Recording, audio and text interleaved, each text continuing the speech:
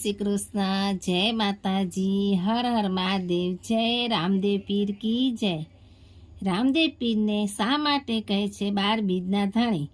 રામદેવ પીરના નોરતાના અવસરે જાણીએ રામદેવ પીરનો મહિમા। જય રામદેવ પીર।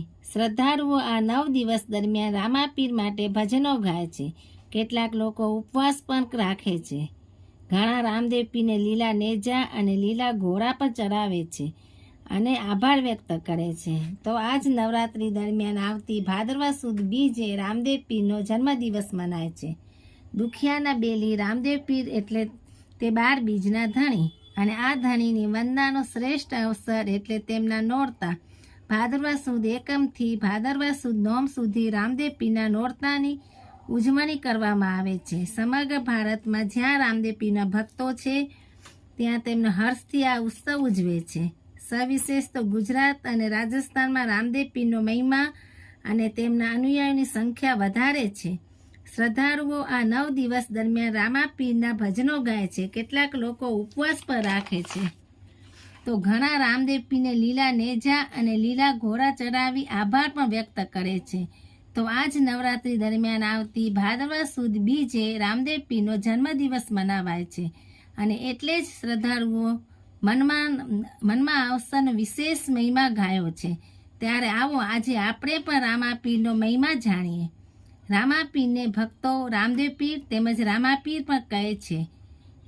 તેમનો જન્મ લગભગ 600 વર્ષ પૂર્વે વિક્રમ સંવત 1409ની ભાદરવા સુદ બીજને દિવસે થયો હતો। રાજસ્થાનના બાડમેર જિલ્લાના કાશ્મીર નામે ગામ આવેલું છે। આજે આ સ્થાન રામદેવરા તરીકે પ્રસિદ્ધ છે। કહે છે કે તેમના માતા મિનર દેવી અને પિતા અજમલ રાયને ત્યાં સ્વયં દ્વારકાધીશે પુત્ર રૂપે પ્રાગટ્ય કર્યું હતું। અજમલ રાય મહાદેવના પરમ ભક્ત હતા અને પોકરણના રાજવી હતા।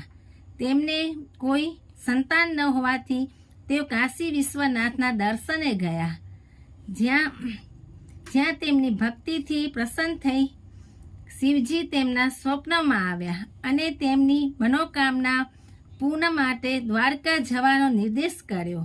અજમલ રાય અને પત્ની મિનર દેવી સાથે દ્વારકા દર્શને ગયા અને દ્વારકા ધામ પહોંચ્યા। દંતકથા એવી છે કે ભગવાનને રીઝવવા અજમલ રાયે સમુદ્રમાં છલાંગ લગાવી દીધી। સમુદ્રની અંદર રહેલી પ્રાચીન બેટ દ્વારકામાં તેમને સાક્ષાત શ્રી હરિના દર્શન થયા। અજમલજીએ તો દ્વારકાધીશને જ પુત્ર તરીકે પામવાની ઈચ્છા વ્યક્ત કરી દીધી અને ત્યારે દ્વારકાધીશે અજમલના બીજા પુત્રના રૂપમાં જન્મ લેવાનું વરદાન આપ્યું અને પછી વિરમદેવ બાદ રામદેવ તરીકે રાણી મિનર દેવીને કુખે સ્વયં શ્રી હરિનું અવતરણ થયું। એક માન્યતા મુજબ રામદેવ પીરનું પ્રાગટ્ય થયું ત્યારે ખંડમાં કંકુના પગલા પડ્યા હતા। એવું પણ કહે છે કે સ્વયં ભોળાનાથ પણ રામદેવ પીરના દર્શને આવ્યા હતા અને તેમણે જ રામદેવ પીરને ભમ્મર ભાલો, ઘૂઘર ધૂપ, ભસ્મ, ધોળી ધર્મધ્વજા અને આદિપંથની અલખની જોડી ભેટ આપેલ હતી। જેમ જેમ રામાપીર મોટા થતા ગયા તેમ તેમ તેમના અનેક પરચાઓ લોકોને મળતા ગયા। એક કથા અનુસાર 12 સંપ્રદાયના ધર્મગુરુનો રામાપીરનો મહિમા જાણી તેમની કસોટી કરી અને એક જ સમયે પોતાને ત્યાં પાટમાં પધારવા આમંત્રણ આપ્યું। રામાપીરે 12 સ્થાન પર એક જ દિવસે અને એક જ સમયે હાજર રહી તેમનો પરચો પૂરો। 12 ધર્મગુરુઓએ સભા બોલાવી રામાપીરનો જય જયકાર કર્યો અને 12 બીજના ધણીનું નામ આપ્યું। ઉલ્લેખનીય છે કે દર માસની સુદ પક્ષની બીજ રામાપીરને સમર્પિત છે।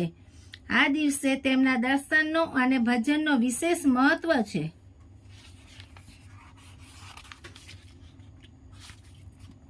જય દ્વારકાધીશ કી જય, જય રામાપીર કી જય।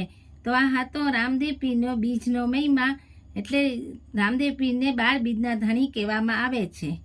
જય રામાપીર કી જય।